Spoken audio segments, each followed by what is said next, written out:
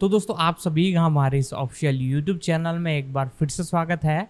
आज की इस वीडियो में हम बात करने जा रहे हैं फ्रोजन 3 नाम की इस मूवी के बारे में। दोस्तों डिज्नी द्वारा कई एनिमेटेड मूवी बनाई जा चुकी है और कईयों का इंतज़ार है। उसी में से ये एक मूवी है जिसकी अनाउंसमेंट कर दी गई है। 2026 तक ये हमें देखने को मिल जाएगी। रिलीजिंग डेट भी फिक्स कर दी गई है। पूरी जानकारी मैं आपको बताऊँगा। आप वीडियो को लाइक कर दें और वीडियो को एक तरह से करते हैं स्टार्ट। फिल्म के बारे में है।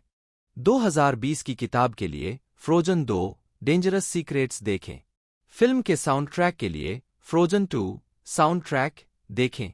जमा हुआ 2 कंप्यूटर एनिमेटेड पात्र घूमती जादुई हवा से घिरे हुए एक साथ खड़े हैं। नाट्य विमोचन पोस्टर। निर्देशक क्रिस बक। जेनिफर ली। पटकथा की है जेनिफर ली। कहानी Jennifer Lee, Chris Buck, Mark Smith, Kristen Anderson Lopez, Robert Lopez द्वारा उत्पादित पीटर डेल वेचो।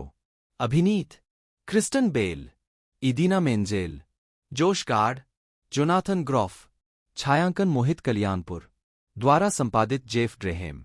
संगीत दिया है Christophe Beck. Score Robert Lopez. गाने क्रिस्टन एंडरसन लोपेज। गाने द्वारा लेआउट स्कॉट बीटी।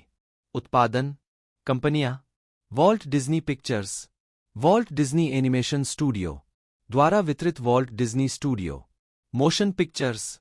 रिलीज करने की तिथि 7 नवंबर 2019 डॉल्बी थिएटर, 22 नवंबर 2019 संयुक्त राज्य अमेरिका। कार्यकारी समय 103 मिनट। देश संयुक्त राज्य अमेरिका। भाषा अंग्रेजी। Budget $150 million. Box office 1.453 billion. Frozen 2 एक 2019 अमेरिकी एनिमेटेड संगीत फंतासी फिल्म है जो वॉल्ट डिज्नी एनिमेशन स्टूडियो द्वारा निर्मित और फ्रोजन 2013 की अगली कड़ी के रूप में vault Disney Studio Motion pictures द्वारा वितरित की गई है। पीटर डेल वेचो द्वारा निर्मित फिल्म का निर्देशन क्रिस बक और जेनिफर ली ने किया था और इसकी पटकथा ली की थी। निर्देशकों ने Mark Smith, Kristen Anderson Lopez और रॉबर्ट लोपेज के साथ कहानी लिखी। इसमें Kristen Bell, Idina Menzel, Josh Gad और जोनाथन ग्रॉफ की आवाजें हैं। पहली फिल्म की घटनाओं के 3 साल बाद सेट फ्रोजन 2 बहनों अन्ना और एल्सा और उनके साथियों क्रिस्टोफ, स्वेन और ओलाफ का अनुसरण करता है क्योंकि वे एल्सा की जादुई शक्ति की उत्पत्ति को जानने के लिए एक जादुई जंगल की यात्रा करते हैं। फ्रोजन 2 को मार्च 2015 में कंपनी की बहस के बाद हरी झंडी दे दी गई थी कि क्या इसे मूल से कमतर माना जाएगा। इसमें पहली फिल्म की तुलना में अधिक जटिल, उन्नत एनिमेशन तकनीक का उपयोग किया गया था और यह एक अंतर्विभागीय सहयोग था। एंडरसन लोपेज और लोपेज फिल्म के गीतकार के रूप में लौटे और क्रिस्टोफ बेक ने फिर से स्कोर तैयार किया। फिल्म का 46 भाषाओं में अनुवाद किया गया था और इसके साथ एक वृत्तचित्र श्रृंखला into the unknown making frozen 2 भी शामिल थी। फ्रोजन 2 का प्रीमियर 7 नवंबर 2019 को हॉलीवुड, लॉस एंजल्स में हुआ और 22 नवंबर को संयुक्त राज्य अमेरिका में रिलीज किया गया। इसे आलोचकों से आम तौर पर सकारात्मक समीक्षा मिली, हालांकि इसे अपने पूर्ववर्ती से कमतर माना गया। फिल्म ने दुनिया भर में $1.450 बिलियन की कमाई की और 2019 की तीसरी सबसे ज्यादा कमाई करने वाली फिल्म, इतिहास में 10वीं सबसे ज्यादा कमाई करने वाली फिल्म और अब तक की दूसरी सबसे ज्यादा कमाई करने वाली एनिमेटेड फिल्म के रूप में अपना प्रदर्शन समाप्त किया। इसने 3 वर्षों तक किसी एनिमेटेड फिल्म के लिए दुनिया भर में सबसे ज्यादा कमाई करने वाली ओपनिंग का खिताब भी अपने नाम किया। फ्रोजन 2 को कई अन्य प्रशंसाओं के अलावा 92वें अकादमी पुरस्कारों में सर्वश्रेष्ठ मूल गीत के लिए नामांकन प्राप्त हुआ। 2 सीक्वेल विकास में हैं। पहला 2026 में रिलीज होने वाला है। कथानक एरेंडेल के राजा एग्नर ने अपनी बेटियों एल्सा और अन्ना को बताया कि उनके दादा राजा रुनेर ने उनकी मातृभूमि मंत्रमुग्ध वन में एक बांध का निर्माण करके नॉर्थुलरा की पड़ोसी जनजाति के साथ एक संधि की थी। एक लड़ाई हुई जिसके परिणामस्वरूप रुनर्ड की मृत्यु हो गई और जंगल के पृथ्वी, अग्नि, जल और वायु के शास्त्रीय तत्व क्रोधित हो गए। तत्व गायब हो गए और धुंध की एक दीवार ने सभी को जंगल में फंसा दिया। एक अज्ञात रक्षक की सहायता से एग्नार बमुश्किल बच निकला। अपने राज्याभिषेक के 3 साल बाद एल्सा राज्य में अन्ना, हिमानव ओलाफ, हिमानव क्रिस्टोफ और क्रिस्टोफ के रेंडियर स्वेन के साथ शरद ऋतु मनाती है। एक रात एल्सा को एक रहस्यमय आवाज सुनाई देती है जो उसे बुला रही है। वह इसका अनुसरण करती है, अनजाने में मौलिक आत्माओं को जागृत करती है, जो राज्य में सभी को खाली करने के लिए मजबूर कर रही हैं।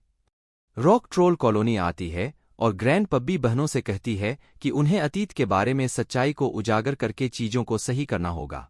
एल्सा, अन्ना, ओलाफ, क्रिस्टोफ और स्वेन रहस्यमय आवाज का अनुसरण करते हैं और मंत्रमुग्ध वन की यात्रा करते हैं। एल्सा के स्पर्श से धुंध छंट जाती है, जबकि हवा की आत्मा एक बवंडर के रूप में प्रकट होती है जो सभी को अपने भंवर में फंसा लेती है, जब तक कि एल्सा भंवर को बर्फ की मूर्तियों में बदलकर इसे रोक नहीं देती है जो उनके पिता के अतीत की छवियां दिखाती हैं।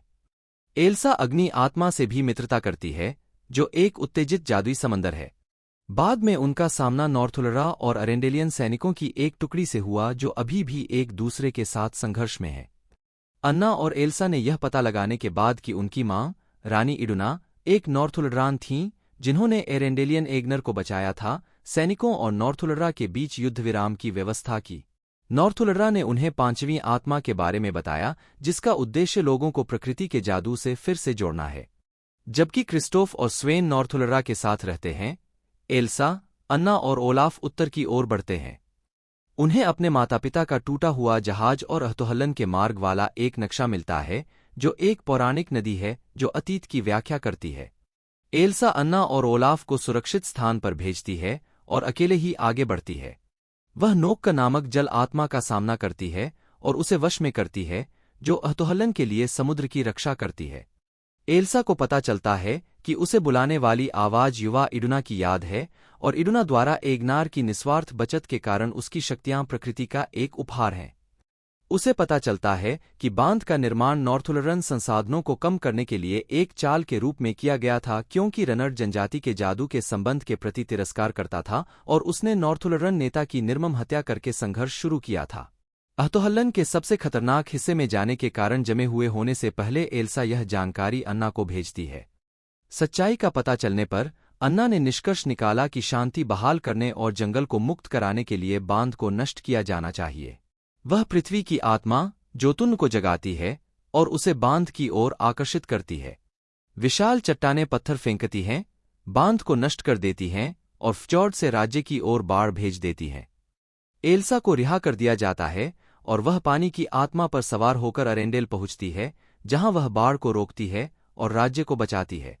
जैसे ही धुंध गायब हो जाती है, वह अन्ना से जुड़ जाती है और ओलाफ को पुनर्जीवित कर देती है। यह महसूस करते हुए कि वह स्वयं पांचवीं आत्मा है, एल्सा ने अन्ना को समझाया कि वे लोगों और जादुई आत्माओं के बीच का पुल है।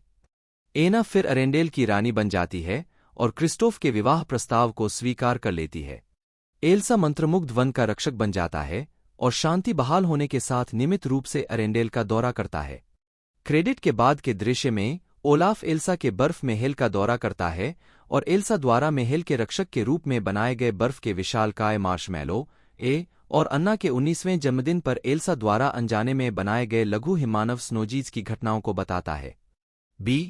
आवाज डाली। मुख्य लेख, जमे हुए पात्रों की सूची। मुस्कुराती हुई, सुनहरे बालों वाली क्रिस्टन बेल, काले बालों वाली इदीना मेंजेल एक कार्यक्रम में गाती हुई। 2013 में क्रिस्टन बेल, अन्ना और 2008 में इदीना मेंजेल, एल्सा। अन्ना के रूप में क्रिस्टन बेल, अरेंडेल की राजकुमारी और एल्सा की छोटी बहन, जो एल्सा के त्याग के बाद अरेंडेल की रानी बन जाती है। 1, 2, 3। युवा अन्ना के रूप में है ड्ली गैनवे और लिवी स्टुबेनराउच। 4। एल्सा के रूप में इदीना मेंजेल, अरेंडेल की रानी और अन्ना की बड़ी बहन, जिसके पास जादुई बर्फ की शक्तियां हैं। 2, 3, 5। मैटिया कॉम्फोर्टी और ईवा बेला युवा एल्सा के रूप में। 4। जोश गार्ड ओलाफ के रूप में एल्सा द्वारा बनाया गया एक हिमानव। 6। क्रिस्टोफ के रूप में जोनाथन ग्रॉफ, एक बर्फ काटने वाला और अन्ना का प्रेमी। 3, 7। ग्रॉफ स्वेन, क्रिस्टोफ के रेंडियर और कई अन्य रेंडियरों को भी आवाज देते हैं। 8। फ्रोजन 2 में मार्था प्लिम्पटन को नॉर्थुलरा प्रमुख येलेना। 9। और स्टर्लिंग के ब्राउन को अरेंडेल लेफ्टिनेंट मैटियास के रूप में दिखाया गया है। 10। जेसन रिटर ने नॉर्थुलरा के सदस्य राइडर की आवाज दी है और राचेल मैथ्यूज ने राइडर की बहन हनीमारेन को आवाज दी है, जो एन्चांटेड फॉरेस्ट में भी रहती है। 9।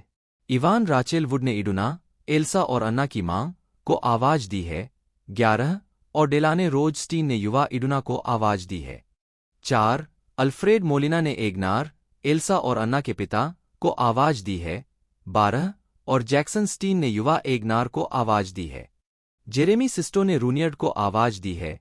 4 एग्नार के पिता और एल्सा और अन्ना के दादा। 13 14 सियारन हिंट्स ने रॉक ट्रोल प्रमुख पाब्बी को आवाज दी और अरोरा आवाज एल्सा के लिए एक कॉल है। 4 15 16 एलन टुडिक ने एक गार्ड, एक नॉर्थुलरन नेता और एक अरेंडेलियन सैनिक की आवाज दी है। पॉल ब्रिग्स ने पोस्ट क्रेडिट दृश्य में मार्शमैलो एल्सा द्वारा निर्मित एक बर्फ राक्षस के रूप में अपनी भूमिका दोहराई। 4:17 उत्पादन धारणा फ्रोजन थीम वाली रेड कारपेट पृष्ठभूमि के सामने 3 लोग तस्वीर के लिए मुस्कुरा रहे हैं।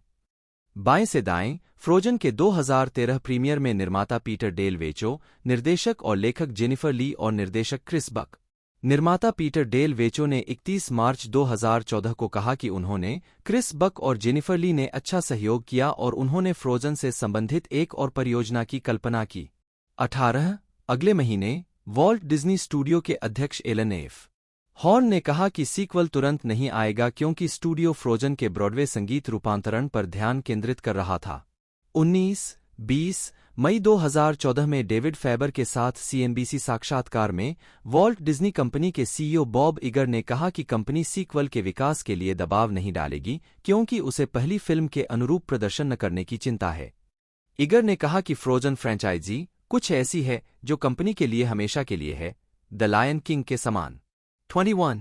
10 जून 2014 को ली ने पुष्टि की कि वॉल्ट डिज्नी स्टूडियो के सीसीओ जॉन लासेटर ने उन्हें और बक को संभावित सीक्वल तलाशने के लिए अधिकृत किया था। 22-23 लघु फिल्म फ्रोजन फीवर 2015 पर काम करते समय उन्हें एहसास हुआ कि वे पात्रों से चूक गए। इस बीच डेल वेचो से प्रशंसकों ने फ्रोजन के भविष्य के बारे में पूछा था। ली, बक और डेल वेचो ने अगली कड़ी की संभावना पर चर्चा की। 23 बक ने बाद में कहा, एक काम जो हमने तुरंत किया वह यह पता लगाना था कि फिल्म के अंत में अन्ना और एल्सा के लिए क्या संतोषजनक होगा। 24 उन्होंने अन्ना के अरेंडेल की रानी बनने के साथ अगली कड़ी को समाप्त करने का फैसला किया जबकि एल्सा मुक्त होगी। 23 विकास वॉल्ट डिज्नी एनिमेशन स्टूडियो में पिक्सर की तरह जब हम सीक्वल बनाते हैं तो ऐसा इसलिए होता है क्योंकि मूल फिल्म बनाने वाले फिल्म निर्माताओं ने एक विचार बनाया है जो इतना अच्छा है कि यह इन पात्रों के योग्य है। हमने फ्रोजन फीवर बनाने और उन पात्रों के साथ उस दुनिया में वापस आने का बहुत आनंद लिया और हम इस दुनिया के अरेंडेल के पात्रों को इतना पसंद करते हैं कि जेनिफर ली और क्रिस बक एक सीक्वल के लिए एक बेहतरीन विचार लेकर आए हैं और आप होंगे बहुत सुन रहा हूं। जॉन लासेटर फ्रोजन 2 की घोषणा करते हुए 25 इगर लासेटर और अभिनेता जोश गार्ड ने 12 मार्च 2015 को सैन फ्रांसिस्को में डिज्नी की वार्षिक शेयरधारकों की बैठक में घोषणा की कि फ्रोजन 2 एक पूर्ण लंबाई वाली अगली कड़ी विकास में थी। बक और ली निर्देशक के रूप में और डेल वेचो निर्माता के रूप में लौटेंगे। 25-26 पृष्ठभूमि अनुसंधान के लिए प्रोडक्शन टीम ने नॉर्वे, फिनलैंड और आइसलैंड की यात्रा की। 27-28 उन्होंने एल्सा को जादुई बर्फ शक्तियों वाला एक पौराणिक नायक बनाने का फैसला किया और अन्ना को एक परिकथा नायक बनाने का फैसला किया जो जादुई दुनिया में रहता है लेकिन उसके पास कोई जादुई शक्तियां नहीं हैं। उन्होंने निष्कर्ष निकाला कि पहली फिल्म ने दोनों तत्वों को सफलतापूर्वक संयोजित किया। 5 अगस्त 2018 में ली द्वारा डिज्नी एनिमेशन के सीसीओ के रूप में लैसेटर के स्थान पर ली के बाद स्क्रिप्ट में ली की सहायता के लिए एलिसन श्रोएडर को काम पर रखा गया था। 29 ली को फिल्म के पटकथा लेखक के रूप में श्रेय दिया गया और श्रोएडर को अतिरिक्त पटकथा सामग्री के लिए श्रेय दिया गया। 30 फिल्म की कहानी में योगदान Lee, Buck, Mark Smith, Kristen Anderson Lopez और रॉबर्ट लोपेज ने दिया था। 31 कुल मिलाकर बजट लगभग $150 मिलियन था। 32 वॉयस रिकॉर्डिंग सितंबर 2017 में शुरू हुई। 33-34 हालांकि मेंजेल ने एक कॉन्सर्ट टूर के कारण कुछ हफ्ते बाद शुरू किया। 35 उस महीने गैड ने बक, ली, डेल वेचो और लासेटर के साथ अगली कड़ी में अपनी भूमिका की घोषणा की।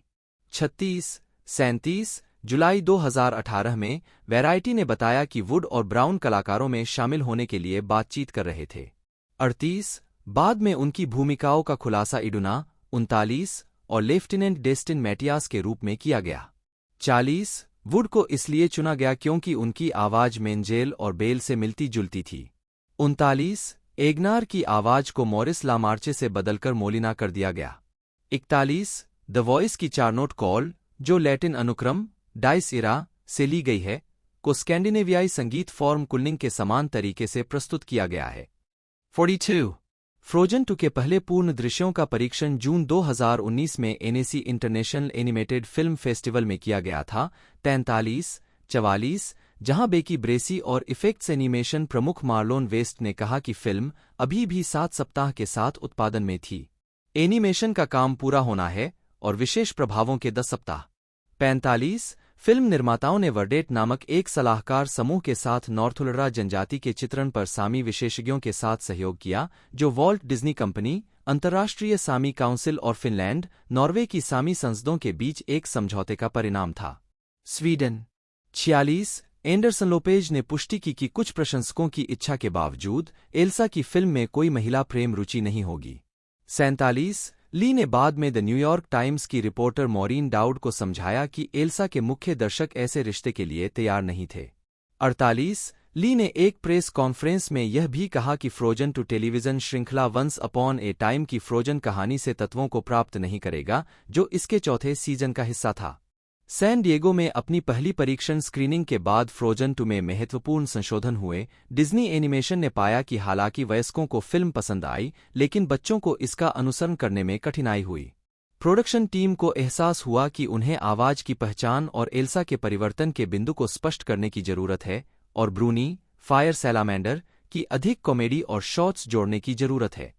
व्याख्यात्मक संवाद का एक दृश्य जिसमें मुख्य पात्रों ने मंत्रमुग्ध वन में फंसे लोगों को समझाया कि वे वहां क्यों आए थे, को ओलाफ के फ्रोजन के विनोदी पुनर्कथन से बदल दिया गया था। परिवर्तनों के कारण एनिमेटरों को 61 नए शॉट्स बनाने और अन्य 35 को फिर से बनाने की आवश्यकता पड़ी।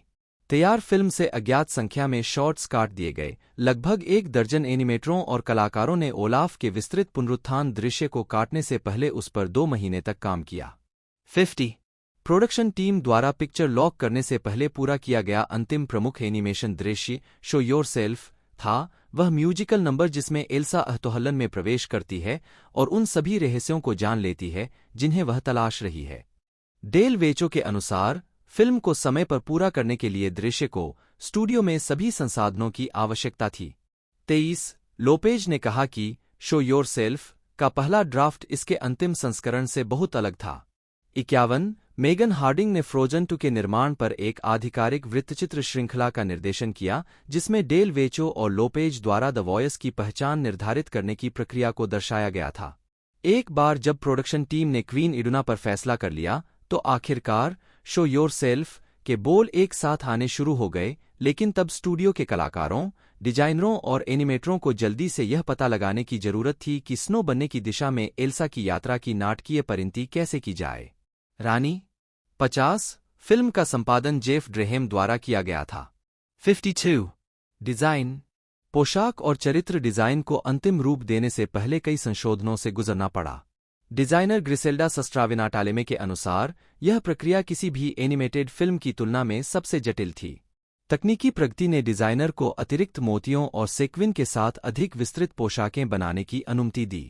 टीम ने प्रत्येक पात्र के कपड़े पहनने के लिए मार्वलस डिजाइनर, एक computer generated imagery (CGI) program का उपयोग किया। 53 एना का पहनावा नॉर्वेजियन लोक बुनाड से प्रेरित था, जो 1840 और 1850 के दशक में पहना जाता था। आमतौर पर ऊन से बना, इसमें सजावटी कढ़ाई होती थी। एना ने फ्रोजन में अपनी पिगटेल चोटी खो दी क्योंकि फ्रोजन 2 में वह 3 साल बड़ी थी और इसकी जगह उसके सिर के पीछे एक चोटी ने ले ली। 3 साल से अधिक उम्र की एल्सा कलाकार एलेक्जेंडर मैक्वीन और एली साब से प्रेरित थी। साब के डिजाइनों में लंबी रेलगाड़ियां और बोझिल फर्श लंबाई वाली हेमलाइनें थीं। इसके बजाय डिजाइनरों ने एल्सा की ताकत को उजागर करते हुए डबल पैनल केप और एपॉलेट्स के साथ एक सिल्वाया कोट बनाया। 53 एनिमेशन टीम ने जटिल कढ़ाई के लिए वक्राधारित पद्धति का उपयोग किया। एक कार्यक्रम ने द्व्यायामी दृश्य डिजाइनों की व्याख्या लाइन स्ट्रोक के रूप में की और उन्हें वक्र के रूप में प्रस्तुत किया। इससे डिजाइन संशोधनों के दौरान मैनुअल काम को कम करते हुए त्वरित बदलाव की अनुमति मिली। इसने विभिन्न चौड़ाई, रंग और घनत्व के धागों के साथ फ्रीफॉर्म सिलाई का भी समर्थन किया, जो विभिन्न प्रकार की कढ़ाई शैलियों के उत्पादन के लिए महत्वपूर्ण है। 54. एनिमेशन। फ्रोजन 2 के उत्पादन में लगभग 800 लोग शामिल थे, जिनमें से 80 एनिमेटर थे। 55. टोनी स्मीड और बेकी ब्रेसी फिल्म के एनिमेशन प्रमुख थे। 5.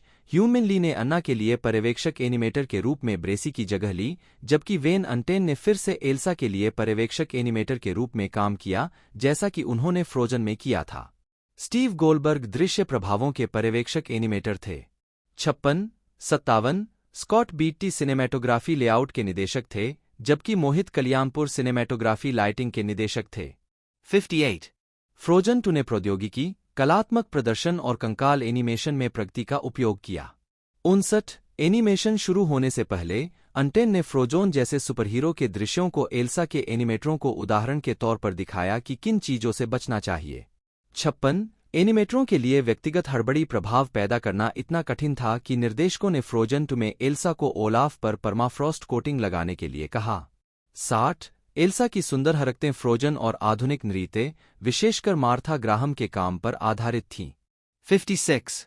प्रत्येक फिल्म के लिए एक अलग शैली के लिए डिज्नी की प्राथमिकता और निर्देशकों और प्रोडक्शन डिजाइनर की कलात्मक दृष्टि के अनुसार बहुविभागीय एनिमेशन टीम 30 को पात्रों के पुनर्निर्माण का निर्देश दिया गया था ताकि वे फ्रोजन से स्वर और शैली में थोड़े अलग हों।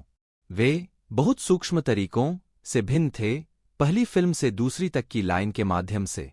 59. मंत्रमुग्ध वनस्पति को शरदकालीन बनाने के साथ साथ प्रभाव टीम ने फिल्म की वनस्पति और अग्नि एनिमेशन को बढ़ाने के लिए 2 आंतरिक रूप से विकसित अनुप्रयोगों, वनस्पति संपत्ति और अग्नि वृक्ष, को लागू किया।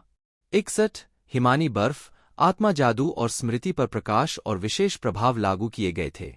62. एनिमेशन टीम के लिए पहला कदम पटकथा का अध्ययन करना और पात्रों को समझना था। ब्लॉकिंग, कुंजी पोज बनाना अगला था, उसके बाद सीजीआई और लेआउट था। 57. 63. बांध रहने के दृश्य को कोरियोग्राफ करने के लिए एनिमेशन प्रक्रिया से पहले लेआउट के लिए प्रभाव प्रस्तावित किए गए थे। 64. हालांकि फ्रोजन के लिए सबसे बड़ी कठिनाई सर्दियों की बर्फ थी, फ्रोजन 2 पतझड़ में सेट है। इसकी मुख्य चुनौती यह थी कि हवा को लगातार कैसे चित्रित किया जाए और उस बहाव को कैसे पार किया जाए। 57. 63. फ्रोजन 2 का एनिमेशन सॉफ्टवेयर कई अन्य डिज्नी फिल्मों के सॉफ्टवेयर से प्रभावित था। एना के बाल क्विकसिल्वर से एनिमेटेड थे, जिसे हवा से निपटने के लिए मोआना 2016 के लिए विकसित किया गया था। एल्सा के बालों के लिए लाइटिंग सॉफ्टवेयर बीस्ट का उपयोग किया गया था। एक गायन प्रशिक्षक ने एनिमेटरों को निर्देश दिया कि एक गायक कैसे सांस लेगा। 65. एनिमेटरों ने नोक्क को बनाने में लगभग 8 महीने बिताए, जो एक तरल रूप में है, जिसके प्रभावों की देखरेख एरिन रामोस ने की थी। चट्टानों का ध्यान भटकाने से बचने के लिए जोटुन्स के पास एक लंबी हेराफेरी प्रक्रिया थी। 30. जल अनुकरण का उद्देश्य मोआना की तुलना में अधिक यथार्थवादी होना था। 66. गेल, पवन आत्मा बनाने के लिए स्वूप नामक एक उपकरण विकसित किया गया था। बाद में उन्हें पर्यवेक्षकों, निर्देशकों और निर्माता से वास्तविक समय पर प्रतिक्रिया मिली। 67.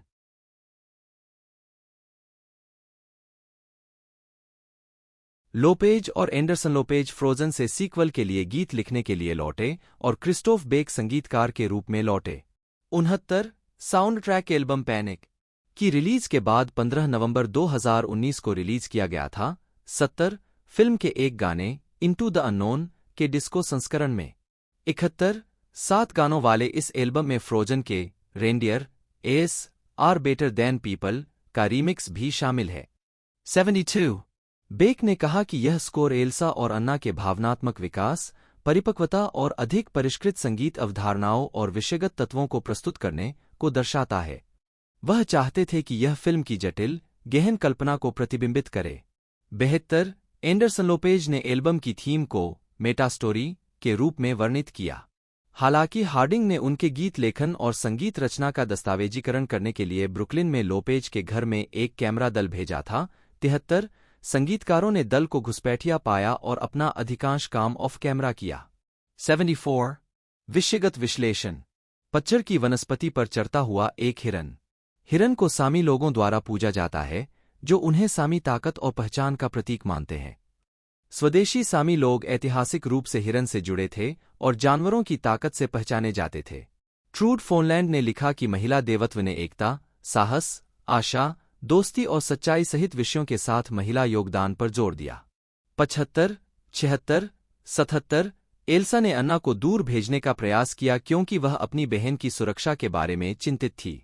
78, 79 एनिमेशन में महिला पात्र समग्र रूप से महिला छवियों को मूर्त रूप देते हैं। फिल्म की महिला पात्र भावनात्मक रूप से विविध हैं, जो सामाजिक स्थिति और नारीवाद की जागृति से प्रेरित हैं। सुंदर, कुलीन एल्सा स्वतंत्र होना और सामान्य जीवन जीना चाहती है, और अन्ना स्वप्निल, हंसमुख और उत्साही है। दोनों ने अपने राज्य को खतरे से बचाने के लिए काम किया। 80 फ्रोजन 2 की व्याख्या उपनिवेशवाद की आलोचना और क्षतिपूर्ति की वकालत के रूप में की गई है।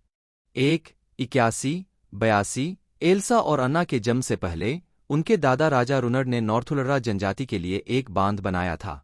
प्रत्यक्षतः एक उपहार, बांध जनजाति की जादुई शक्ति को कमजोर करता है। नॉर्थुलरा के नेता की हत्या करने के बाद रनड की साजिश विफल हो जाती है और युद्ध छिड़ जाता है। नॉर्थुलरा की अध्यक्षता करने वाली वन आत्माएं इसे एक अभेद्य धुंध में ढक देती हैं, जिससे किसी को भी जाने या प्रवेश करने से रोक दिया जाता है।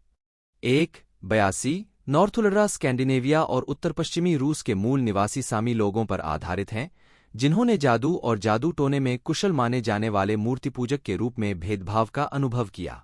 1609 में डेनमार्क के राजा क्रिश्चियन चतुर्थ ने लिखा कि सामी जादू में माहिर थे और सामी जादूटोने से जुड़े मामलों में कोई दया नहीं दी जानी चाहिए। नॉर्डिक मिशनरियों ने धार्मिक वस्तुओं और स्थलों को जब्त कर लिया या नष्ट कर दिया और सामी शर्मिंदगी की जगह लेने के लिए चर्चों का निर्माण किया। 183 एक सफेद बांध, जो वनस्पति के दो निकायों के बीच बनाया गया है। एक उपकथानक जिसमें राजा रुनड द्वारा जनजातीय भूमि पर एक बांध बनाया गया है, नॉर्वे के विवादास्पद विर्नेजावर बांध की ओर इशारा करता है। नॉर्थुलरा बांध सामी इतिहास को दर्शाता है। 1979 से 1981 तक नॉर्वे में अल्ताइल्वा नदी पर एक जलविद्युत ऊर्जा स्टेशन बनाया गया था। विवादास्पद विर्नेजावर बांध ने सामी गांव में बाढ़ ला दी, जिससे पारंपरिक शिकार और पशुपालन बाधित हो गया। 84 स्लेट आलोचक इंकू कांग ने कहा कि हालांकि फ्रोजन 2 स्पष्ट रूप से सामी इतिहास से प्रभावित था, नॉर्थुलरा की व्याख्या विस्थापित मूल अमेरिकियों का प्रतिनिधित्व करने के रूप में भी की जा सकती है। एरेंडेल को संयुक्त राज्य अमेरिका के औपनिवेशिक अतीत का प्रतिनिधित्व करने वाले पोकाहोंटस के अलंकृत जीवन को उजागर करने वाले के रूप में देखा जा सकता है। नॉर्थुलरा को आकर्षक तरीके से प्रस्तुत किया गया है, जादुई शक्ति वाले लोगों के रूप में रोमांटिक किया गया है, जो आध्यात्मिक और भौतिक दुनिया के साथ सद्भाव में रहते हैं। 85 जबकि एल्सा यह पता लगाने का प्रयास करती है कि उसे कौन बुला रहा था, एना एरेंडेल की गलतियों के लिए नॉर्थुलरा में संशोधन करने के लिए बांध को नष्ट कर देती है। एल्सा का अंतिम समय में हस्तक्षेप राज्य के विनाश को रोकता है, लेकिन अन्ना इस विश्वास के साथ बांध को नष्ट कर देता है कि एल्सा मर चुका है। कांग के अनुसार फिल्म पिछले अत्याचारों के लिए क्षतिपूर्ति को बढ़ावा देती है। मैट गोल्डबर्ग ने लिखा है कि राज्य को कहीं और फिर से बनाने के बजाय एल्सा द्वारा अरेंडेल को बचाने से फिल्म के अंत का प्रतीकवाद कम हो गया है। 82 फ्रोजन 2 में नस्लीय मुद्दों को एल्सा और अन्ना को आधा नॉर्थुलरान बनाकर कम किया गया है और उनकी मां को एक नायिका के रूप में चित्रित किया गया है, जिन्होंने युद्ध के दौरान अपने पिता, राजा एगनर, को मौत से बचाया था। 186 जेनिफर बाल्डविन ने फ्रोजन 2 को पर्यावरण की मरम्मत में आघात, परिवर्तन और विश्वास समुदायों की अधिक सक्रिय भूमिका के बारे में एक फिल्म के रूप में वर्णित किया। 87 बांध के कारण पर्यावरणीय आघात होता है, जो मौलिक आत्माओं को कमजोर करता है। ओलाफ ने जंगल को परिवर्तन के स्थान के रूप में वर्णित किया है, जिसमें अज्ञात में उद्यम करना, आत्माओं और स्वदेशी नॉर्थुलरा से मित्रता करना और आघात का सामना करना शामिल है। एल्सा को आत्माओं का विश्वास प्राप्त होता है, प्रत्येक उसे सच्चाई के करीब ले जाता है और तत्वों में से एक में उसका परिवर्तन होता है। एना बांध, आघात और अविश्वास का प्रतीक, को तोड़ने के लिए दिग्गजों, पृथ्वी का प्रतीक, को नियुक्त करती है और एल्सा के साथ अपने रिश्ते से स्वतंत्र होकर अपनी ताकत हासिल करती है। बाल्डविन के अनुसार यह दर्शकों को अधिक टिकाऊ प्रथाओं को अपनाने, संशोधन करने और प्राकृतिक दुनिया को संरक्षित करने के लिए मिलकर काम करने के लिए प्रोत्साहित करता है। 81 यह फिल्म छोटे बच्चों को जलवायु परिवर्तन जैसे पर्यावरणीय मुद्दों से परिचित करा सकती है। 88 समाजशास्त्री लॉरेन डंडेस ने एल्सा के पौराणिक घोड़े नोक्क के साथ संबंध का वर्णन किया है और निष्कर्ष निकाला है कि घोड़े की फुसफुसाहट के रूप में उसके कौशल से पुरुषों के वर्चस्व को खतरा नहीं है। ये विषय दिखाते हैं कि कैसे डिज्नी ने लैंगिक भूमिकाओं की पुरानी धारणाओं को पीछे छोड़ते हुए एल्सा को आधुनिक बनाने पर जोर दिया। 89 निया कुर्नियावती ने लिखा कि फ्रोजन 2 का नारीवादी संदेश सूक्ष्म और यथार्थवादी था। 90 मार्केटिंग और रिलीज। डिज्नी ने फ्रोजन 2 का पहला ट्रेलर 13 फरवरी 2019 को जारी किया। 91 इसके पहले 24 घंटों में 116.4 मिलियन बार देखा गया। यह इनसाइड आउट 2024 के टीजर तक सबसे ज्यादा देखा जाने वाला एनिमेटेड फिल्म ट्रेलर था। नवंबर 2023 92 93 पूर्वावलोकन पोस्टर के विमोचन पर अमेरिकी खगोल भौतिकीविद नील डेग्रसे टायसन ने टिप्पणी की कि पानी के क्रिस्टल में हेक्सागोनल 6 गुना समरूपता होती है। फ्रोजन में सही ढंग से दिखाया गया है, लेकिन पोस्टर में 4 तरफा था बर्फ का टुकड़ा। 94 ली ने उत्तर दिया कि यह वास्तव में बर्फ का टुकड़ा नहीं था। चारों भुजाएं 4 मौलिक आत्माओं का प्रतिनिधित्व करती थीं और इसका केंद्र 5वीं आत्मा एल्सा का प्रतिनिधित्व करता था। 95 96 फ्रोजन 2 को बढ़ावा देने के लिए डिज्नी ने दुनिया भर में 140 अन्य ब्रांडों के साथ साझेदारी की, जो किसी डिज्नी एनिमेटेड फिल्म के लिए ब्रांडों की सबसे अधिक संख्या है। उन्होंने एंटरप्राइज रेंटेकार, मैकडॉनल्ड्स और लेगो सहित आंतरिक और बाहरी भागीदारों के माध्यम से अमेरिका में फ्रोजन 2 का विपणन किया। 97 फिल्म के विपणन अभियान का समर्थन करने के लिए मुख्य आवाज कलाकारों ने कई सार्वजनिक और टेलीविजन प्रस्तुतियां दीं। इनमें एबीसी पर Friendsgiving, stunt night, the masked singer पर परिचय और नेट जियो वाइल्ड पर वुमेन ऑफ इम्पैक्ट कार्यक्रम शामिल था। 98 नवंबर 2019 में मुख्य आवाज कलाकारों का शेड्यूल इतना भरा हुआ था कि बेल ने कहा, समय था, नहीं था। 99 103 मिनट की फिल्म फ्रोजन 2 का प्रीमियर 7 नवंबर 2019 को हॉलीवुड, लॉस एंजल्स के डॉल्बी थिएटर में हुआ। 101 शुरुआत में इसे 27 नवंबर को रिलीज किया जाना था। 102 लेकिन इसे 5 दिन आगे बढ़ा दिया गया। 103 17 जनवरी 2020 को फ्रोजन 2 का एक एकल संस्करण जारी किया गया था। 104 इसे डिज्नी कैरेक्टर वॉयस इंटरनेशनल द्वारा इसकी मूल नाटकीय रिलीज तिथि तक 45 भाषाओं में स्थानीयकृत किया गया था। 105 फ्रोजन का 41 भाषाओं में अनुवाद किया गया था। 106 फ्रोजन के स्थानीय संस्करणों की सफलता के कारण लेट इट गो के सभी संस्करणों के साथ एक एल्बम जारी किया गया। 107 और लोगों के योगदान का सम्मान करने के लिए जिकोन 2 एक उत्तरी सामी संस्करण जारी किया गया। 108 Walt Disney studios home entertainment ने फ्रोजन 2 को 11 फरवरी 2020 को डिजिटल डाउनलोड के लिए और 25 फरवरी को ब्लूरे और डीवीडी पर जारी किया। 109 उसी समय 1.4 के ultra HD Blu-ray ultimate collector संस्करण और 4 के यूएचडी ब्लूरे स्टील बुक संस्करण जारी किया गया। 110 विशेष सुविधाओं में फिल्म की एकल ऑडियो रिकॉर्डिंग, नॉर्डिक पौराणिक कथाओं की प्रस्तुति जिस पर एन्चांटेड फॉरेस्ट आधारित है। 111 संगीत क्लिप और इनटू द अननोन के 29 अनुवादित संस्करण साथ ही शामिल है। हटाए गए संगीत और दृश्य।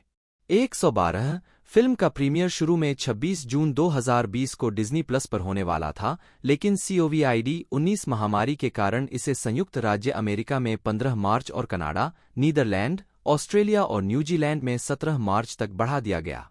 मेगन हार्डिंग, जिन्होंने फ्रोजन के बारे में 2014 में एबीसी टेलीविजन विशेष के निर्माण का निर्देशन किया था, फ्रोजन 2 के उत्पादन के दस्तावेजीकरण के लिए डिज्नी एनिमेशन तक पहुंचे।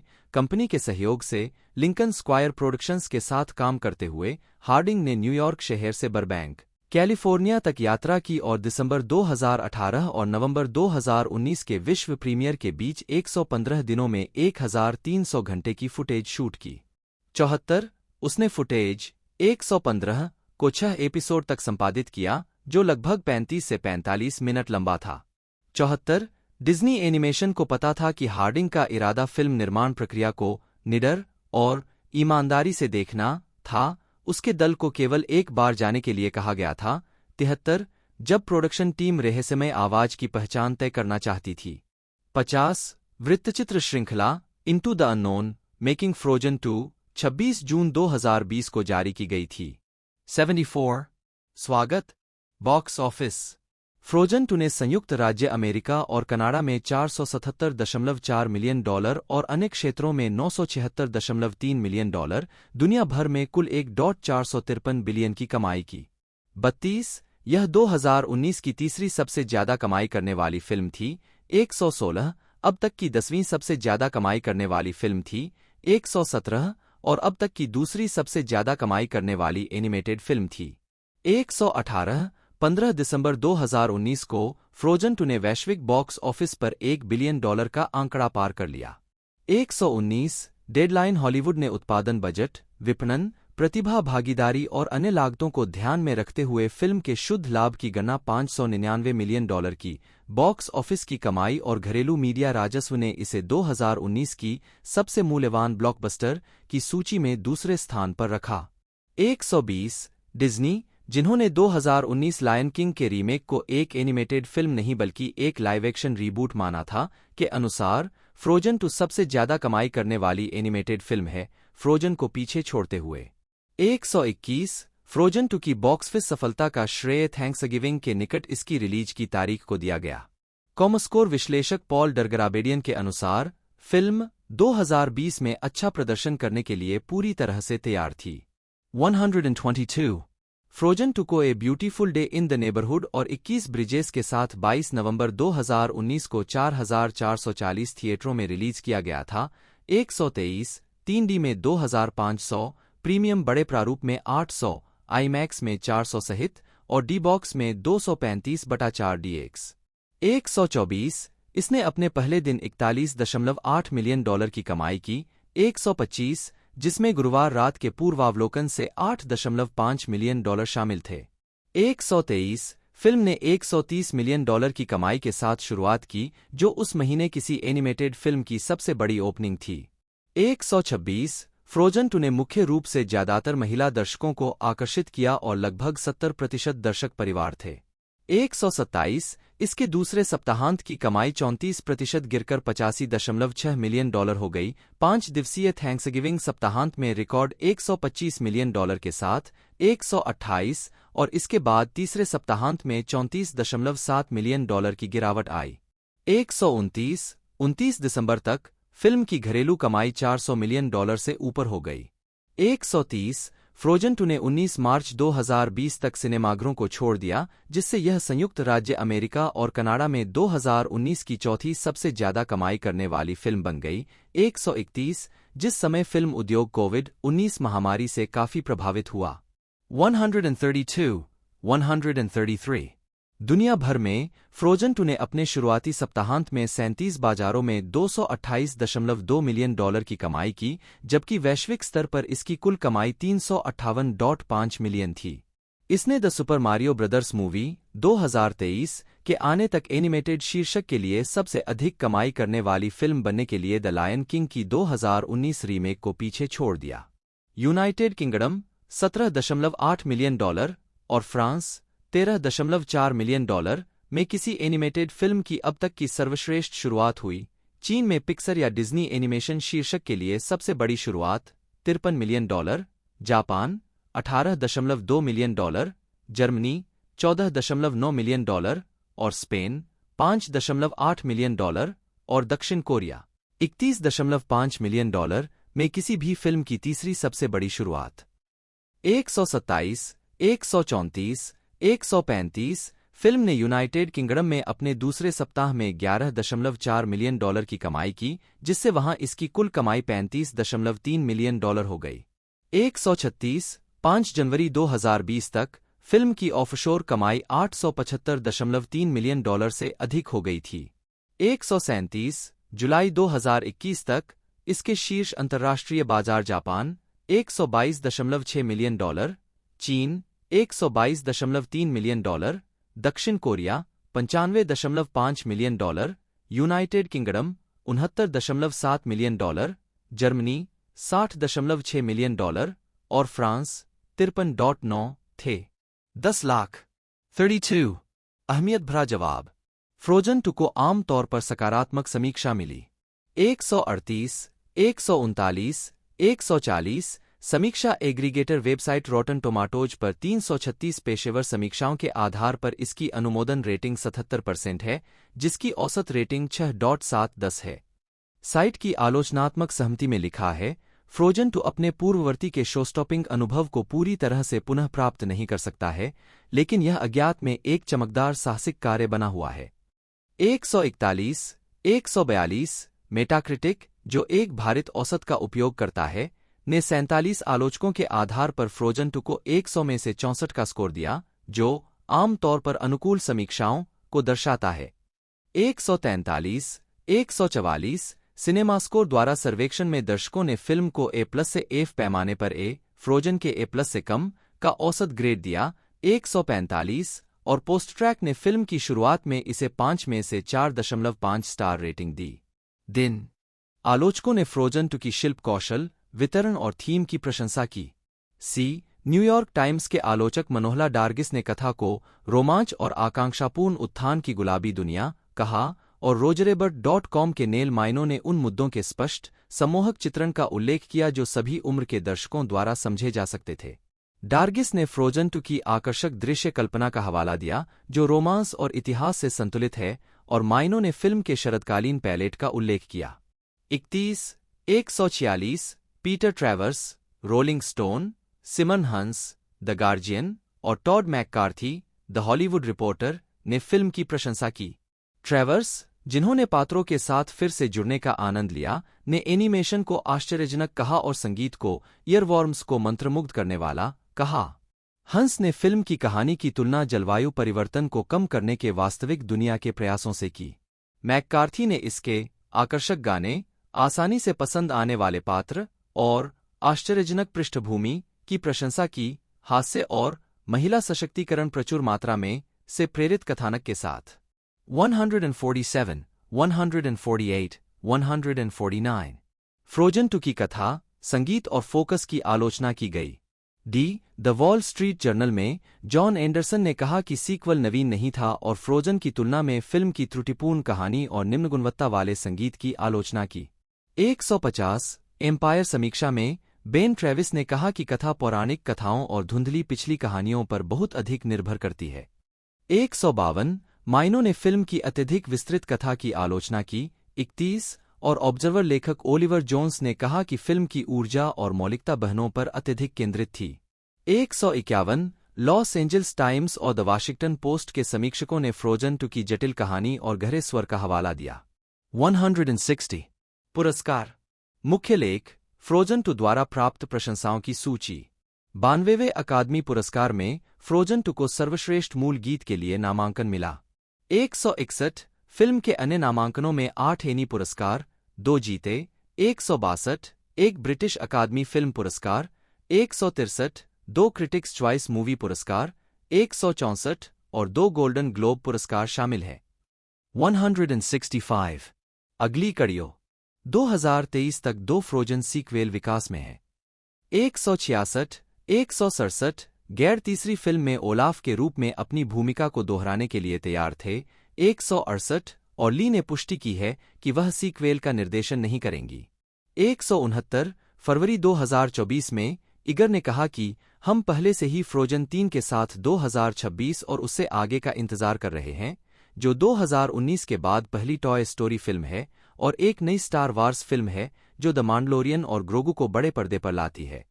पहली बार क्रिस्टोफर जेम्स बक, जन्म 24 फरवरी 1958, एक अमेरिकी फिल्म निर्देशक, एनिमेटर और पटकथा लेखक हैं, जिन्हें टार्जन 1999, सर्फ अप 2007, जिसे सर्वश्रेष्ठ एनिमेटेड फीचर के लिए 2007 के ऑस्कर के लिए नामांकित किया गया था, फ्रोजन के सहनिर्देशन के लिए जाना जाता है। 2013, जिसने 2014 में सर्वश्रेष्ठ एनिमेटेड फीचर के लिए ऑस्कर जीता, फ्रोजन 2 2019 और विश 2023। उन्होंने पोकाहोंटस 1995 और होम ऑन द रेंज 2004 में एक पर्यवेक्षक एनिमेटर और कहानी कलाकार के रूप में भी काम किया। उन्होंने एक अकादमी पुरस्कार, एनी पुरस्कार और बाफ्टा पुरस्कार जीता है और उन्हें 2 अकादमी, 2 बाफ्टा और 5 एनी पुरस्कारों के लिए नामांकित किया गया है। 1 जीवन और कैरियर। विचिटा, कंसास के मूल निवासी, बक को बचपन में सिनेमाघर में देखी गई पहली फिल्म पिनोचियो 1940 से एनिमेशन का पता लगाने की प्रेरणा मिली। 2. उनका परिवार अंततः प्लेसेंटिया, कैलिफोर्निया चला गया, जहां उन्होंने एल डोरेडो हाई स्कूल से स्नातक की उपाधि प्राप्त की। 3. बक ने कैलआर्ट्स में 2 साल तक चरित्र एनिमेशन का अध्ययन किया, जहां उन्होंने 1988 से 1993 तक पढ़ाया भी। कैलआर्ट्स में बक जॉन लासेटर 2 और माइकल जियामो दोनों के दोस्त बन गए। उन्होंने 1978 में डिज्नी के साथ एक एनिमेटर के रूप में अपना करियर शुरू किया। उद्धरण वांछित टार्जन पर सहनिदेशक के रूप में अपने काम के अलावा डिज्नी में बक के अन्य क्रेडिट में 1995 की एनिमेटेड फीचर पोकाहोंटास भी शामिल है, जहां उन्होंने 3 केंद्रीय पात्रों पर्सी, ग्रैंडमदर विलो और विगिंस के एनिमेशन का निरीक्षण किया। बक ने 1989 की animated feature the little mermaid के लिए पात्रों को डिजाइन करने में भी मदद की। द रेस्क्यूअर्स डाउन अंडर 1990 और हू फ्रेम्ड रोजर रैबिट 1988 के लिए प्रयोगात्मक एनिमेशन का प्रदर्शन किया, और the Fox and the Hound 1981 और द ब्लैक पर एक एनिमेटर थे। काल्ड्रॉन 1985। 4. बक ने हाइप्रियन पिक्चर्स में कई फिल्में विकसित करने में मदद की और फीचर बेबे किड्स पर एक निर्देशन एनिमेटर के रूप में काम किया। उन्होंने टिम बर्टन के लाइव एक्शन फीचर फ्रैंकेनवेनी 1984 की स्टोरी बोर्डिंग की और स्टीवन स्पीलबर्ग की अमेजिंग स्टोरीज के ब्रैड बर्ड निर्देशित फैमिली डॉग एपिसोड में निर्देशक एनिमेटर के रूप में और बाद की प्राइम टाइम एनिमेटेड श्रृंखला के निर्देशक के रूप में बर्टन के साथ फिर से काम किया। बक के श्रेय में लॉस एंजल्स स्थित फिल्मफेयर, कर्च एंड फ्रेंड्स और डक सूप जैसी उत्पादन संस्थाओं के लिए कई एनिमेटेड विज्ञापन, कीबलर एयरवेज सहित, शामिल हैं। बक ने सोनी पिक्चर्स एनिमेशन में सर्फ अप का सहनिर्देशन किया, जो जून 2007 में रिलीज हुई थी। 5. फ्रोजन के सहनिर्देशक जेनिफर ली और निर्माता पीटर डेल वेचो के साथ बक। 2008 में बक के पुराने मित्र लैसेटर, जो तब डिज्नी एनिमेशन के मुख्य रचनात्मक अधिकारी थे, ने उन्हें सोनी से डिज्नी में वापस आने के लिए राजी किया। 11 सितंबर 2008 के आसपास बक ने लैसेटर को 3 विचार दिए, जिनमें से एक द स्नो क्वीन का एक परीक्षा संगीतमय संस्करण था। लैसेटर को यह विचार पसंद आया और उन्होंने बक को विकास के साथ आगे बढ़ने के लिए अधिकृत किया। 11 2010 के दौरान इसे रोक दिए जाने के बाद 7 दिसंबर 2011 में फ्रोजन शीर्षक के तहत फिल्म की आधिकारिक घोषणा की गई, जिसकी रिलीज की तारीख 27 नवंबर 2013 थी। 8 बदले में बक ने मना लिया जियामो फिल्म के कला निर्देशक के रूप में काम करने के लिए डिज्नी में वापस आएंगे। 33 जिसके लिए जियामो ने एनिमेटेड फीचर प्रोडक्शन में सर्वश्रेष्ठ प्रोडक्शन डिजाइन के लिए एनी पुरस्कार जीता। सितंबर 2014 में यह घोषणा की गई थी कि बक और ली फ्रोजन पात्रों पर आधारित फ्रोजन फीवर नामक एक लघु फिल्म का सहनिर्देशन करेंगे। इसे सिंड्रेला के साथ मार्च 2015 में रिलीज किया गया था। 12 मार्च 2015 को डिज्नी ने घोषणा की कि बक और ली फ्रोजन की अगली कड़ी फ्रोजन 2 का सहनिर्देशन करेंगे। 10 इसे नवंबर 2019 में रिलीज किया गया था। बक ने विश का निर्देशन किया था, जो नवंबर 2023 में रिलीज हुई थी। 11 व्यक्तिगत जीवन। बक का विवाह शैली 12 राय हिंटन बक से हुआ है, जो ध्वनि संपादन में एमी और ऑस्कर पुरस्कार विजेता हैं। उनके 3 बेटे थे, राइडर, वुडी और रीड। 13 उनके सबसे बड़े बेटे राइडर की 23 साल की उम्र में 27 अक्टूबर 2013 को एक कार टक्कर में मृत्यु हो गई, जब फ्रोजन रिलीज होने से ठीक 1 महीने पहले ग्लेंडेल फ्रीवे पर उसकी कार खराब हो गई थी, जिसके बाद वह 2 कारों से टकरा गया था। 12 राइडर एक गायक और गीतकार थे, जो अपने band Rider Buck and the Breakers में प्रस्तुति दे रहे थे और स्टेज 4 टेस्टिकुलर कैंसर से 1 साल की लंबी लड़ाई से उबर रहे थे। 2 मार्च 2014 को 86वें अकादमी पुरस्कारों में फ्रोजन के सहनिर्देशन के लिए सर्वश्रेष्ठ एनिमेटेड फीचर का अकादमी पुरस्कार स्वीकार करने पर बक ने यह पुरस्कार अपने बेटे राइडर को समर्पित किया। 12 यह त्रासदी फ्रोजन 2 के गीत द नेक्स्ट राइट थिंग के साथ साथ राइडर नामक पात्र के लिए भी प्रेरणा थी। 14 रीड ने अपने पिता द्वारा निर्देशित सर्फ्स अप के एक छोटे पेंगुइन अर्नोल्ड को अपनी आवाज दी। जेनिफर मिशेल ली नी रेबेची 22 अक्टूबर 1971 एक अमेरिकी फिल्म निर्माता है। वह वॉल्ट डिज्नी एनिमेशन स्टूडियो की मुख्य रचनात्मक अधिकारी हैं। 2 उन्हें फ्रोजन 2013 और इसके सीक्वल फ्रोजन 2 2019 की लेखिका और निर्देशकों में से एक के रूप में जाना जाता है, जिसके लिए उन्हें सर्वश्रेष्ठ एनिमेटेड फीचर के लिए अकादमी पुरस्कार मिला था। Lee Walt Disney animation studio feature film की पहली महिला निर्देशक हैं। 3 और एक फीचर फिल्म की पहली महिला निर्देशक हैं जिसने सकल बॉक्स ऑफिस राजस्व में $1 बिलियन से अधिक की कमाई की। 4 उन्होंने एक अकादमी पुरस्कार, एक बाफ्टा पुरस्कार और एक एनी पुरस्कार जीता है और उन्हें एक और बाफ्टा पुरस्कार और 2 और एनी पुरस्कारों के लिए नामांकित किया गया है। 5 प्रारंभिक जीवन। जेनिफर मिशेल रेबेकी का जन्म 22 अक्टूबर 1971 को हुआ था। 3-6 लिंडा ली और सेवेरियो रेबेची के घर, जो उस समय बैरिंगटन, रोड आइलैंड में रह रहे थे। 7 अपने तलाक के बाद ली और उनकी बड़ी बहन एमी, जो बाद में एक अंग्रेजी शिक्षिका बन गईं, अपनी मां के साथ ईस्ट प्रोविडेंस, रोड आइलैंड में रहती थीं। 6-7 ली और उनकी बड़ी बहन दोनों ने ईस्ट प्रोविडेंस हाई स्कूल और न्यू हैम्पशायर विश्वविद्यालय से स्नातक की उपाधि प्राप्त की। 7 ली ने 1992 में अंग्रेजी में स्नातक की डिग्री हासिल की। 8-9 और न्यूयॉर्क शहर में स्थानांतरित हो गईं, जहां उन्होंने प्रकाशन में एक ग्राफिक कलाकार के रूप में काम किया। उन्होंने रैंडम हाउस के लिए ऑडियोबुक डिजाइन की। 6-7 एक वयस्क के रूप में उन्होंने पेशेवर क्षमता में अपनी मां के पहले नाम ली का उपयोग करना शुरू कर दिया। 7 और जनवरी 1995 में कानूनी तौर पर अपना अंतिम नाम रेबेची से बदलकर ली कर लिया। 1 कैरियर। ली ने 2005 में फिल्म में एमएफए के साथ Columbia University School of Arts के फिल्म कार्यक्रम से स्नातक की उपाधि प्राप्त की। 10 कोलंबिया में रहते हुए उन्होंने पटकथा लेखन में उत्कृष्टता के लिए कई पुरस्कार जीते और अपनी बेटी को जन्म दिया। 6-10 द राउंड अप के लिए उनकी स्क्रिप्ट 2009 में निकोल फेलोशिप इन स्क्रीनराइटिंग प्रतियोगिता में क्वार्टर फाइनलिस्ट थी और बाद में इसे एपियन वे प्रोडक्शंस द्वारा चुना गया था। 10 मार्च 2011 में कोलंबिया के एक पूर्व सहपाठी फिल जॉन्सटन ने ली को फोन करके उसे व्रेकेट राल्फ लिखने में मदद करने के लिए बरबैंक में डिज्नी एनिमेशन में शामिल होने के लिए कहा।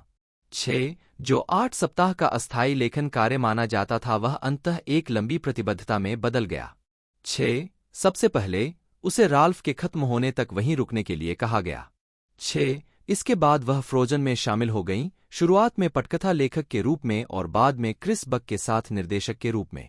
6 जब ली को बोर्ड में लाया गया तो उन्होंने फिल्म को एक्शन एडवेंचर से अधिक संगीतमय, अधिक कॉमेडी के साथ में बदलने में मदद की।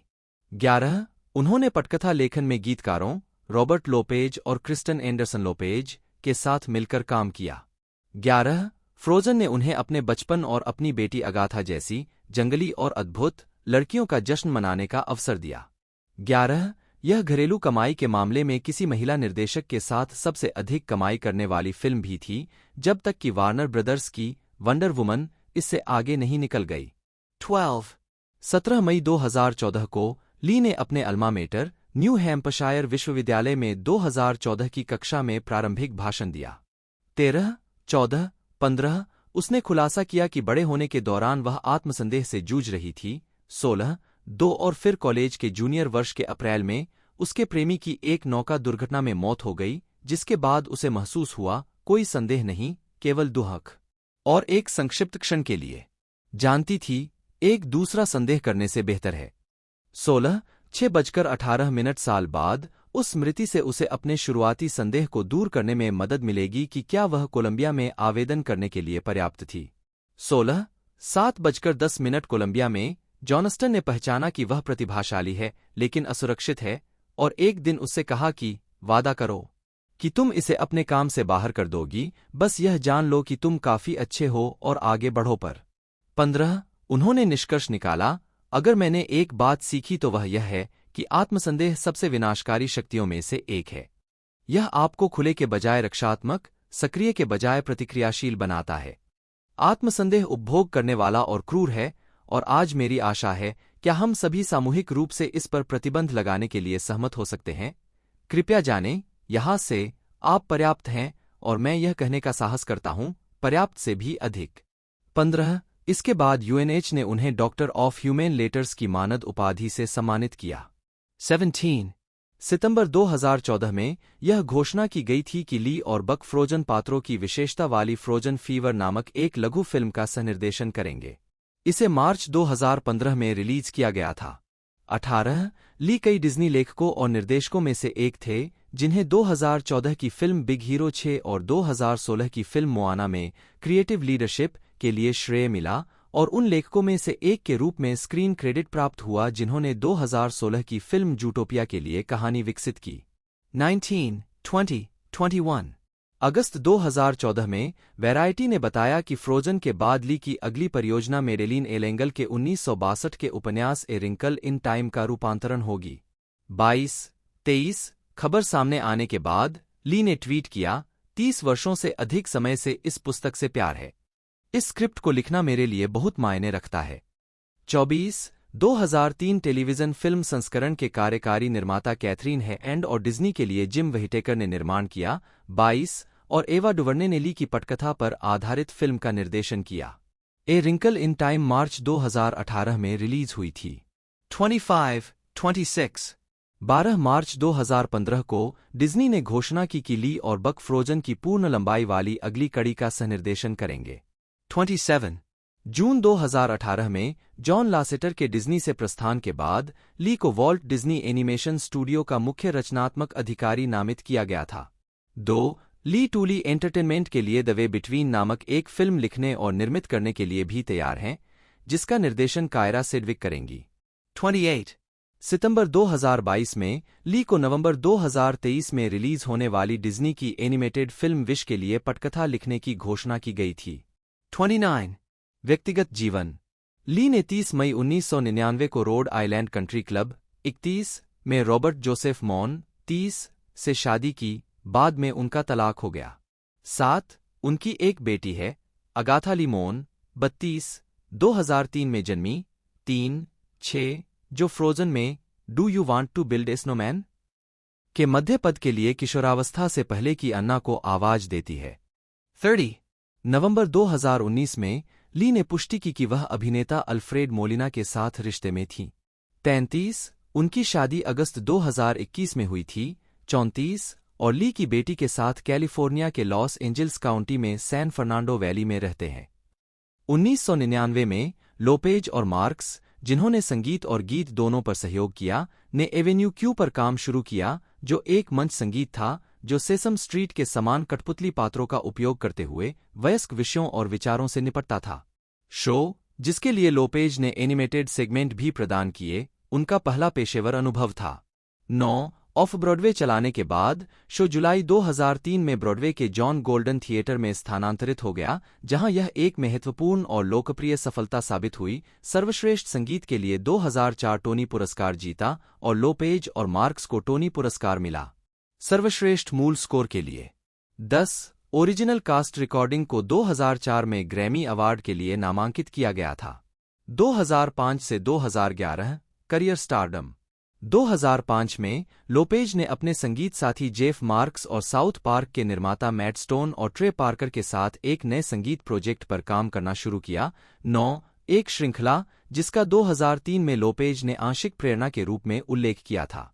Avenue Q 6 the book of Mormon का प्रीमियर 24 फरवरी 2011 को यूजीन ओनील थिएटर में ब्रॉडवे पर हुआ। 24 फरवरी से पूर्वावलोकन के बाद इस शो को कई थिएटर पुरस्कार मिले, जिसमें 2011 सर्वश्रेष्ठ संगीत के लिए टोनी, साथ ही 2 और टोनी शामिल थे। लोपेज के लिए पुरस्कार, सर्वश्रेष्ठ मूल स्कोर और संगीत की सर्वश्रेष्ठ पुस्तक।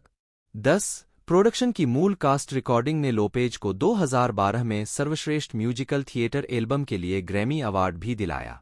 11 2006 की शुरुआत में लोपेज ने अपने भाई बिली के साथ निकलोडियन श्रृंखला वंडर पेट्स के कई एपिसोड में सहयोग किया, जिसके लिए उन्होंने 2008 में श्रृंखला के अन्य संगीतकारों और संगीत निर्देशक जेफरी लेसर के साथ डेटाइम एमी पुरस्कार साझा किया।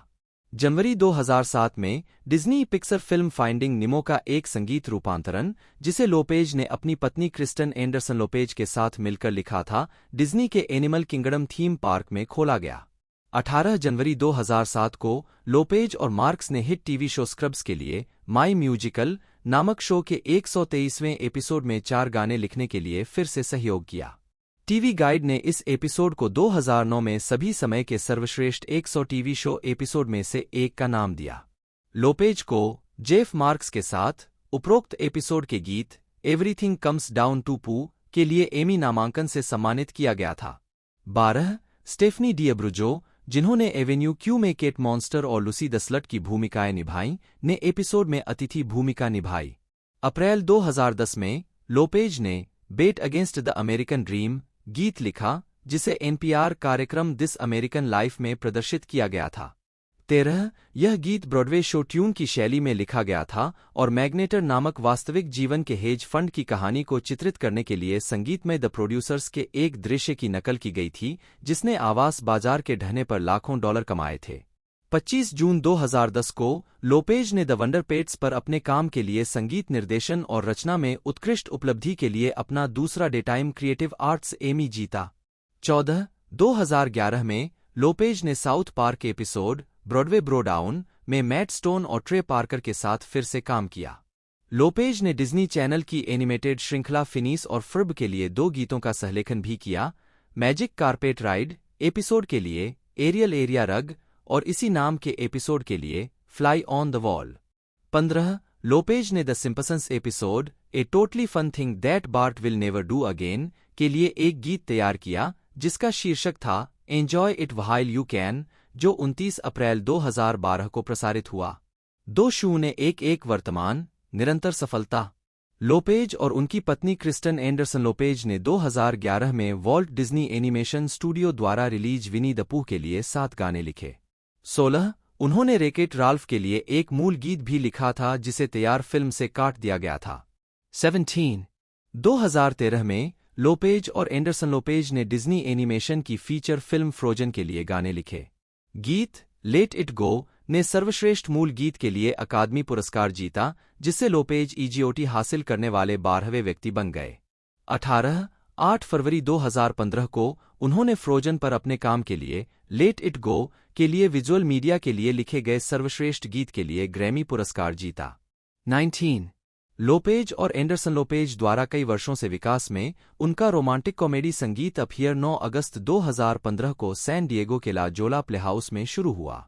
21 लोपेज ने अपहियर का वर्णन इस प्रकार किया है, यह कुछ इस तरह है जैसे एनी हॉल सर्क डू सोलेल से मिलती है। यह एक विशाल नाटकीय मोड़ के साथ एक रोमांटिक कॉमेडी है। लोपेज और उनकी पत्नी ने 87वें अकादमी पुरस्कार के लिए म्यूजिकल नंबर मूविंग पिक्चर्स लिखा। 22 2015 के अंत में यह घोषणा की गई थी कि लोपेज पंथ कॉमेडी श्रृंखला मिस्ट्री साइंस थिएटर 3000 के पुनरुद्धार के लिए मूल गीत लिखेंगे।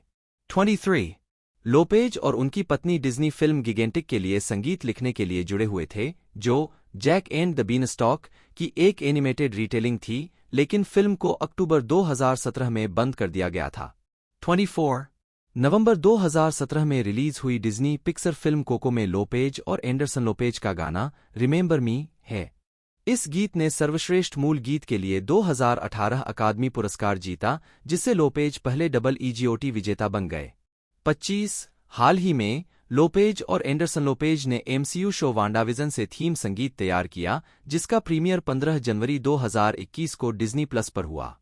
1999 BMI Lehman angle musical theatre workshop में अपनी भागीदारी के दौरान रॉबर्ट लोपेज की मुलाकात गीतकार क्रिस्टन एंडरसन से हुई और उन्होंने डेटिंग शुरू कर दी। 26 जैसा कि 2003 के न्यूयॉर्क टाइम्स प्रोफाइल में वर्णित है, यह जोड़ी कॉलेज के बाद नकदी की तंगी से जूझ रही थी, जो एवेन्यू क्यू के प्रिंसटन और केट मॉन्स्टर की कहानी को याद दिलाती है। लिव डी इन एस्टोरिया क्वींस ने 1989 ब्यूक चलाया और फास्ट फूड पर जीवित रहे। 27 इस जोड़े ने 2003 में शादी की और उनकी 2 बेटियों केटी और एनी ने फ्रोजन में आवाज दी थी, जिसमें केटी ने 5 वर्षीय एना को आवाज दी थी और एनी ने एक ट्रोल को आवाज दी थी। 28 2014 तक वे ब्रुकलिन के पार्क स्लोप पड़ोस में रहते थे। 29 अपनी युवावस्था में वह कैथोलिक थे, लेकिन 2011 में उन्होंने खुद को एक तरह का अज्ञेयवादी कहा। तो दोस्तों फॉर्जिन की ये मूवी एक तरह से हमें नवंबर में देखने को मिलेगी, जो कि 2026 का नवंबर हो सकता है। और साथ ही साथ 2013 से ये एक तरह से यूनिवर्स चलता आ रहा है, लोगों द्वारा इसे बड़ा पसंद किया जा रहा है और एक से बढ़कर एक बेहतरीन मूवी हमें देखने को मिल चुकी है। तो यदि आपको आज की हमारी ये वीडियो अच्छी लगती है तो वीडियो को ज़रूर से लाइक कीजिएगा, चैनल को सब्सक्राइब जरूर से कीजिएगा, बेल आइकन दबा के इसे ऑल पर सेट कर लीजिएगा। दोस्तों आज की इस वीडियो में इतना ही, मिलते हैं अगले वीडियो में।